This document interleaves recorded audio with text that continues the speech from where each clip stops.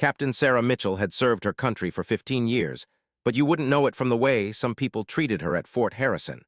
The military base sat just outside the small town of Greenville, Montana, surrounded by mountains and pine trees. It was a beautiful place, but Sarah had learned that beauty could hide ugly truths.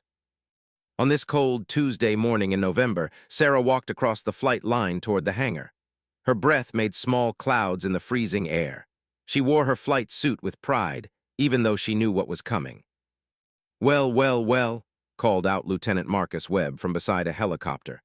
"If it isn't Captain Mitchell, tell me, sweetheart, did you actually fly that bird yesterday, or did you just sit there and look pretty?" The other men around him laughed. Sarah felt the familiar burn of anger in her chest, but she kept her face calm. She had learned long ago not to show them how their words hurt. "I flew it just fine, Lieutenant," she said evenly. "Unlike some people, I don't need to brag about doing my job." Webb's smile faded, but before he could respond, Sarah walked past him into the hangar. She had work to do, and she wouldn't let small men make her feel small. Sarah was one of only 3 female pilots at Fort Harrison. She had fought hard to get here, passed every test, exceeded every requirement. But still, men like Webb treated her like she didn't belong. They questioned her skills, made jokes about women in combat, and acted like her presence was some kind of charity case. The truth was, Sarah was one of the best pilots on the base. She could fly anything with wings or rotors. She had served 2 tours overseas, saved lives in combat zones, and earned medals for her bravery. But none of that seemed to matter to people who had already decided she wasn't good enough. Inside the hangar, Sarah found her crew chief, Sergeant Tommy Rodriguez. Unlike Webb, Tommy respected her. He was in his 50s, close to retirement, and he treated everyone fairly. "Morning, Captain," Tommy said with a genuine smile. "I've got your bird ready for the inspection flight." "Thanks, Tommy," Sarah said. "What's the mission today?" "Just a routine check of the new radar system. You'll be flying General Bradford and his aide up to the northern testing range and back. Should be an easy day." Sarah nodded. General Michael Bradford was the base commander, a decorated veteran with 30 years of service. Everyone respected him. Sarah had only met him a few times, but he had always been professional with her, which was more than she could say for many others. An hour later, Sarah was in the cockpit of a sleek military transport plane running through her pre-flight checks. General Bradford and his aide, Major Chen, climbed aboard. The general was a tall man in his late 50s with silver hair and a stern face. Major Chen was younger, quiet, and always carried a locked briefcase. "Good morning, Captain Mitchell," the general said as he settled into his seat. "I hear you're one of our finest pilots." Sarah felt a small surge of pride. "Thank you, sir. I'll get you there and back safely." The flight north was smooth. Sarah loved being in the air. Up here, nobody could mock her or question her abilities. Up here, she was in control, and the sky didn't care if she was a man or a woman. The testing range was in a remote area of the mountains. Sarah landed smoothly and waited while the general and Major Chen went to inspect some new equipment. She stayed with the plane, as protocol required. About an hour later, they returned, but something was different. The general looked tense and Major Chen seemed nervous. They climbed aboard without their usual professional calm.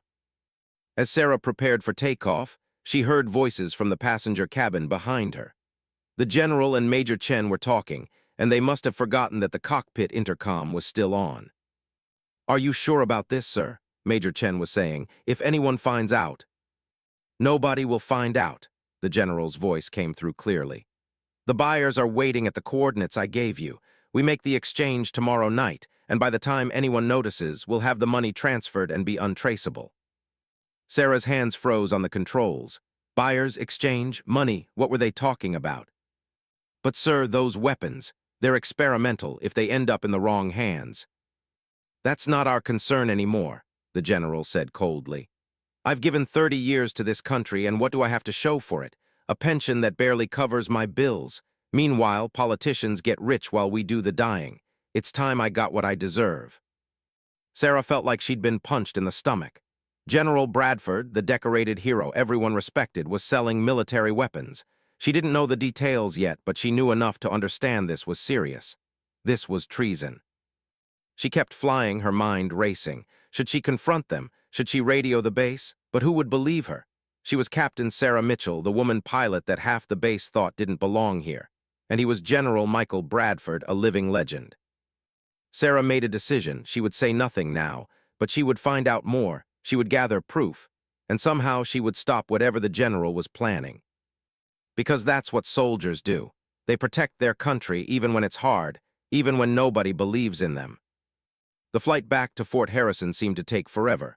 When they landed, the general and Major Chen left quickly, not even acknowledging Sarah. She sat in the cockpit for a long moment, her hands shaking. Tommy appeared at the door.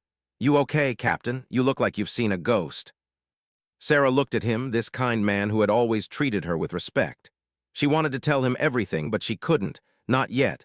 Not without proof. "I'm fine, Tommy," she said. "Just tired." But she wasn't fine. She had just learned that one of the most powerful men on the base was a traitor, and somehow she would have to find a way to stop him.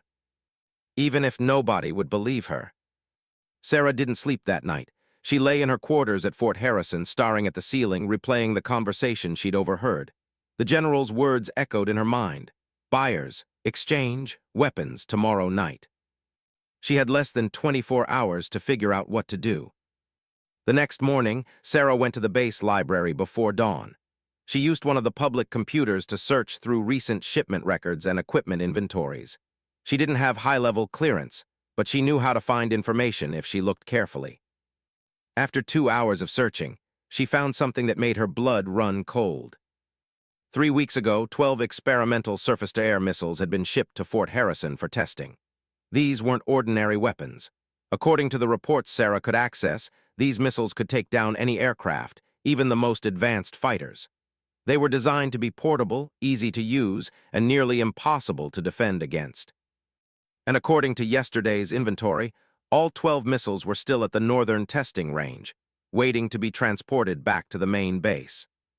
Sarah's stomach turned. If the general was selling these weapons to enemies of the United States, thousands of people could die. American pilots, civilian aircraft. The missiles could be used against anyone, anywhere. She had to report this. She had to tell someone. But who? Sarah thought about the base's chain of command. General Bradford was at the top. Below him were several colonels and majors, all of whom had served with the general for years. They were loyal to him. Would any of them believe that their commander was a traitor? And would any of them believe her, Sarah Mitchell, the woman pilot that so many people thought didn't belong? Still, she had to try.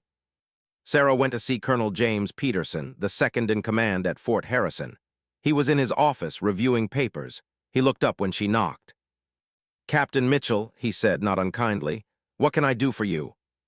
Sarah stepped inside and closed the door. Her heart was pounding. "Sir, I need to report something serious. It's about General Bradford." Colonel Peterson's expression hardened immediately. "Be very careful, Captain. That's a serious statement to make." Sarah took a deep breath. "Yesterday, I flew the general to the northern testing range. I accidentally overheard a conversation between him and Major Chen. Sir, I believe the general is planning to sell military weapons to unauthorized buyers." The colonel stared at her for a long moment, then he leaned back in his chair. "You overheard a conversation?" "Yes, sir, through the cockpit intercom. They were talking about an exchange, about buyers, about money transfers." "And you're sure you heard correctly? You're not misunderstanding something?" Sarah felt a flash of anger. "No, sir, I know what I heard." Colonel Peterson drummed his fingers on his desk. "Captain Mitchell, do you know who General Bradford is? What he's done for this country?" "Yes, sir, but—" "He's a decorated war hero. He's served with distinction for 30 years. And you're telling me that based on a conversation you overheard, you think he's a traitor?" "Sir, I know how it sounds, but I checked the inventory records. 12 experimental missiles are at the northern range. The general mentioned an exchange tonight. Sir, if I'm right, those weapons could kill thousands of people." The colonel stood up. His face was red now, angry. "Captain, I'm going to give you some advice. Go back to your duties. Forget whatever you think you heard. Don't repeat these accusations to anyone else." "But, sir—" "That's an order, Captain Mitchell." His voice was hard now. "General Bradford is a good man. I won't have you spreading rumors about him based on some conversation you claim to have overheard. Are we clear?" Sarah felt like she'd been slapped. Sir, I'm not making this up. I'm trying to. Are we clear, Captain? Sarah's hands clenched into fists at her sides. Yes, sir. Dismissed. Sarah left the office, her whole body shaking with frustration and anger. The colonel hadn't believed her. He hadn't even considered the possibility that she might be telling the truth. She walked across the base, past groups of soldiers going about their morning duties. None of them knew that a traitor was in their midst. None of them knew that thousands of lives were at risk. And apparently, nobody would believe her if she told them. "Hey, Mitchell," a voice called. It was Lieutenant Webb again, standing with his usual group of friends. "Heard you went crying to Colonel Peterson this morning. What's wrong? Somebody hurt your feelings." The other men laughed. Sarah realized that word was already spreading. In a small base like Fort Harrison, gossip traveled fast, but the story had changed. She wasn't a soldier reporting a crime. She was just an emotional woman causing trouble. Sarah kept walking, ignoring them. She went to the flight line and found Tommy working on a helicopter. "Tommy," she said quietly, "I need your help." The old sergeant looked at her. "What's going on, Captain? I've been hearing some strange things this morning." Sarah glanced around to make sure nobody was listening. Then she told Tommy everything: the overheard conversation, the missing missiles, the colonel's refusal to believe her. Tommy listened carefully. When she finished, he was quiet for a long moment. "Do you believe me?" Sarah asked. She hated how desperate she sounded. Tommy looked her in the eyes. "I've known you for 5 years, Captain. You're the most honest person on this base. If you say you heard something, then you heard it." Sarah felt tears prick her eyes, but she blinked them away. "Thank you." "But I don't know what you can do about it," Tommy said sadly. "You went to the colonel and he shut you down. If you push harder, they might charge you with insubordination. They might end your career."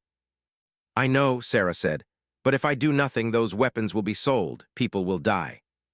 "What are you going to do?" Sarah had been thinking about that all morning. There was only one option she could see.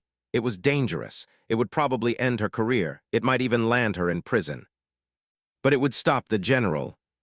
"Tonight," Sarah said slowly, "the general will fly to make the exchange. He'll need a pilot." "He usually flies himself when it's something private," Tommy said. "Takes one of the small planes." "Then I'll make sure his plane doesn't reach its destination," Sarah said. Tommy's eyes widened. "Captain, you can't mean." "I have to stop him, Tommy. It's the only way.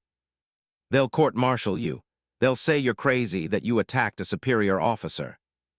"I know," Sarah said quietly, "but I'll be able to live with myself. Can you help me?" Tommy looked torn. Finally, he nodded slowly. "Tell me what you need." That evening, Sarah watched from a distance as General Bradford walked to the flight line. Just as Tommy had predicted, the general was alone.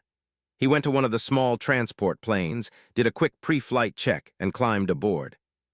Sarah's heart was racing. This was it. There was no going back after this. She waited until the plane was in the air, then she made her move.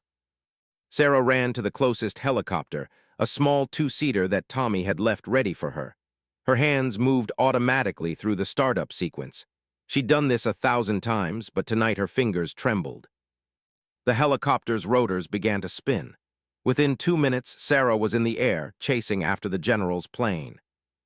The sun was setting behind the mountains, painting the sky orange and purple.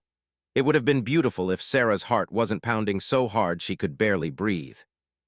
She had a plan, but it was dangerous. Tommy had helped her load emergency equipment into the helicopter. She had a parachute. She had a radio beacon. She had everything she needed to survive what came next. But survival wasn't guaranteed. Sarah pushed the helicopter faster, climbing to match the general's altitude. She could see his plane ahead, a dark shape against the sunset.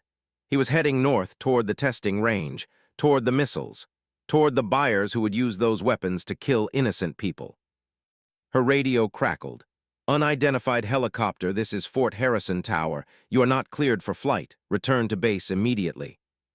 Sarah didn't respond. She couldn't.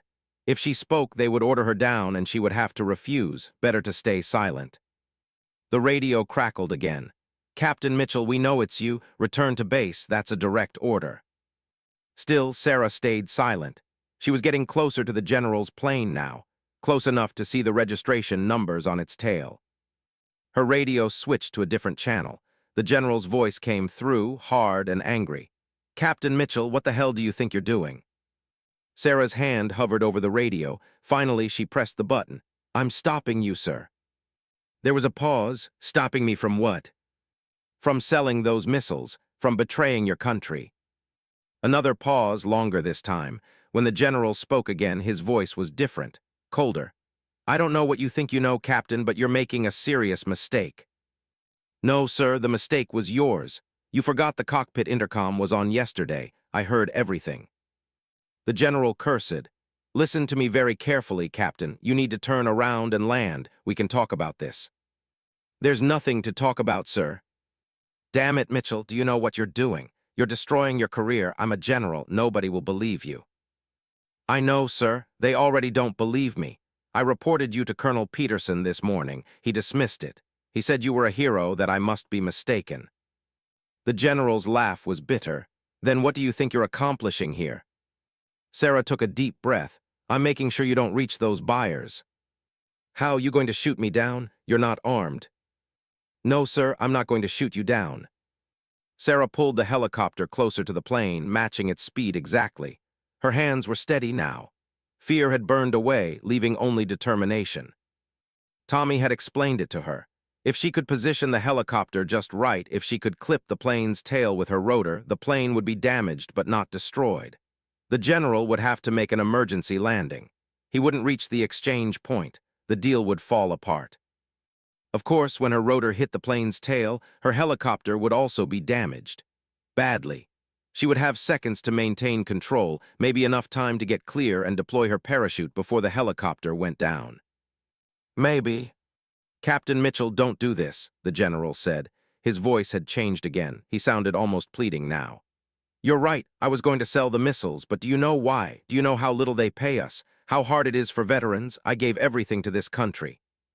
"So did I, sir," Sarah said quietly, "but I'm not selling weapons to our enemies. Those missiles will get sold anyway. If not by me, then by someone else. At least this way I get something for my years of service." "No, sir, not today." Sarah adjusted her position, bringing the helicopter into exact alignment. She could see the general through his cockpit window now, looking back at her. His face was twisted with anger and fear. "You'll die," he shouted. "If you do this, you'll die." "Maybe," Sarah said, "but thousands of other people will live." She pushed the helicopter forward. The impact was like being inside an explosion. The sound was deafening. Metal screamed against metal. Sarah's helicopter spun violently, alarms blaring. She caught a glimpse of the general's plane, its tail section shredded, beginning to spiral downward. The helicopter was shaking apart around her. Sarah fought the controls, trying to level out, but it was no use. She was going down. With hands that seemed to move in slow motion, Sarah unbuckled her harness. She grabbed the parachute pack Tommy had secured to her seat. The helicopter was spinning now, the ground and sky switching places in a sickening blur. Sarah pulled herself toward the door. The wind ripped at her. She could see the ground far below, dark and rushing up toward her. She jumped. For a moment, she was just falling, tumbling through the cold air. Then she pulled the ripcord, and the parachute deployed with a violent jerk that knocked the breath from her lungs. Suddenly, everything was quiet except for the wind. Sarah looked down. She could see the wreckage of her helicopter burning in a field below. Further away, the general's plane had crashed as well, but it looked more intact. She could see emergency lights beginning to flash. He had survived. Good, she wanted him alive to face justice. Sarah's feet hit the ground hard, and she rolled the way she'd been trained. Pain shot through her ankle, but she was alive. She was breathing. She had done it. Above her, the first stars were beginning to appear in the darkening sky. In the distance, she could hear helicopters approaching. Search and rescue. They would be looking for both her and the general. Sarah lay in the cold grass, staring up at the stars, and waited. She had stopped him. Whatever happened next, she had stopped him. Sarah woke up in the base hospital 3 days later. Her ankle was broken, and she had bruised ribs and a concussion. But the doctors said she was lucky, very lucky. The impact from the parachute landing could have been much worse. Colonel Peterson was the first person she saw when she opened her eyes. He sat in a chair beside her bed, looking older and more tired than she'd ever seen him. Captain Mitchell, he said quietly, you're awake. Sarah tried to sit up, but pain shot through her ribs. Sir. Don't move, the doctors want you to rest. He was silent for a moment. I owe you an apology. Sarah blinked. Sir. You came to me and told me the truth, and I didn't listen. I didn't believe you, I thought. He trailed off, shaking his head. It doesn't matter what I thought, I was wrong. Is the general? He's alive, in custody. When we reached his crash site, we found documentation in his plane, details about the sale, account numbers, everything. He was going to sell those missiles to a terrorist group for $15 million. Sarah closed her eyes. $15 million. That's what the general had valued over thousands of lives. The buyers were already at the exchange point when General Bradford didn't show up, Colonel Peterson continued. We were able to track them and coordinate with the FBI. They arrested 3 members of a known terrorist cell if those missiles had been sold. He shook his head. You saved a lot of lives, Captain. I just did what I had to do, sir. No, the colonel said firmly. You did what was right even when nobody believed you, even when you knew it would cost you everything. He stood up. The investigation is ongoing, but I wanted you to know that you're not facing any charges. You'll receive full support from the military. After the colonel left, Sarah lay in the hospital bed, processing everything. She had expected a court-martial, maybe even prison. Instead, she was being told she was a hero. Over the next few days, visitors came steadily. Tommy visited every day, bringing her books and terrible jokes that made her laugh despite her bruised ribs. Other pilots from the base came too, people who had ignored her or dismissed her before. They looked at her differently now. Lieutenant Webb came on the 4th day. He stood awkwardly at the door of her room, not quite meeting her eyes. Captain Mitchell, he said, can I come in? Sarah nodded, curious. Webb sat down in the visitor's chair. He was quiet for a long moment. I wanted to say I'm sorry for the way I treated you, for the things I said. I was wrong. Sarah studied him. Why did you do it? Why did you treat me that way? Webb looked uncomfortable. I don't know, I guess. I thought women didn't belong in combat roles. I thought you were only here because of quotas or politics or something. I never gave you a chance to prove yourself. I proved myself over and over, Sarah said quietly. I passed every test, flew every mission, but you never saw that. I know, I see it now. He looked at her directly for the first time. You're a better soldier than I'll ever be. You risked your life to do what was right, even when everyone told you that you were wrong. That takes real courage. After Webb left, Sarah thought about his words. She didn't need his approval or anyone else's. She knew who she was and what she was capable of. But still, it felt good to finally be seen. 2 weeks later, Sarah was released from the hospital. Her ankle was in a cast, but she could get around on crutches. The base commander, now Colonel Peterson until a new general was assigned, told her to take all the time she needed to recover. But Sarah wanted to go back to work. Being a pilot wasn't just her job, it was who she was. 1 month after the crash, Sarah stood in a ceremony room at Fort Harrison. She had traded her crutches for a cane, and she wore her dress uniform. The room was filled with soldiers, journalists, and officials from Washington. Colonel Peterson stood at the podium.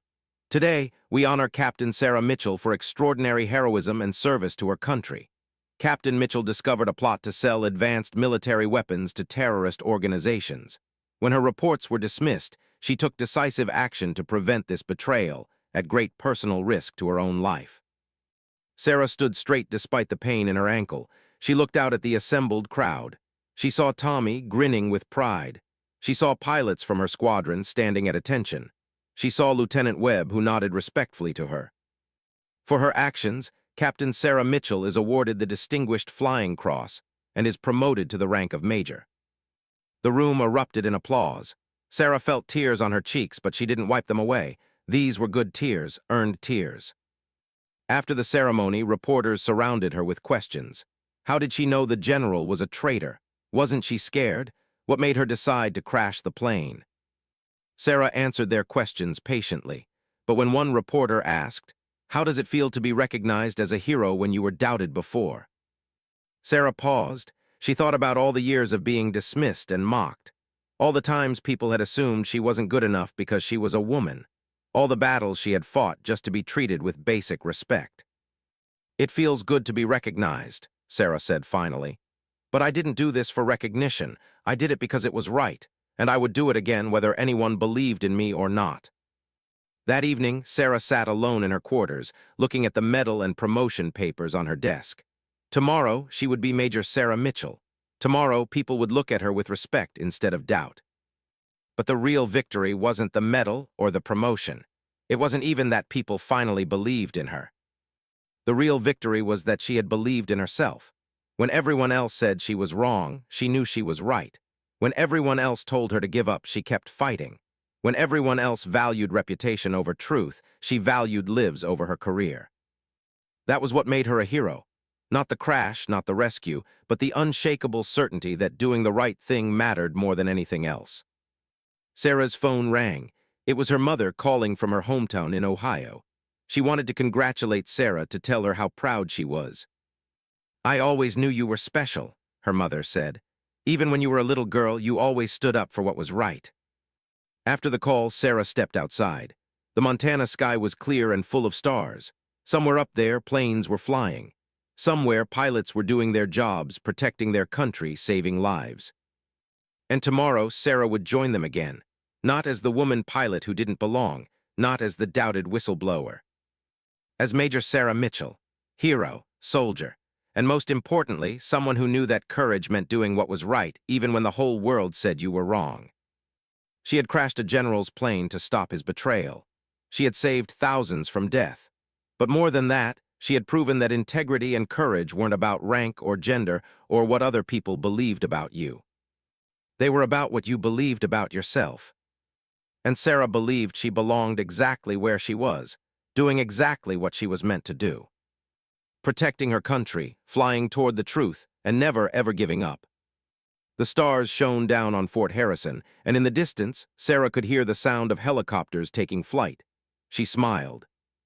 Tomorrow she would fly again,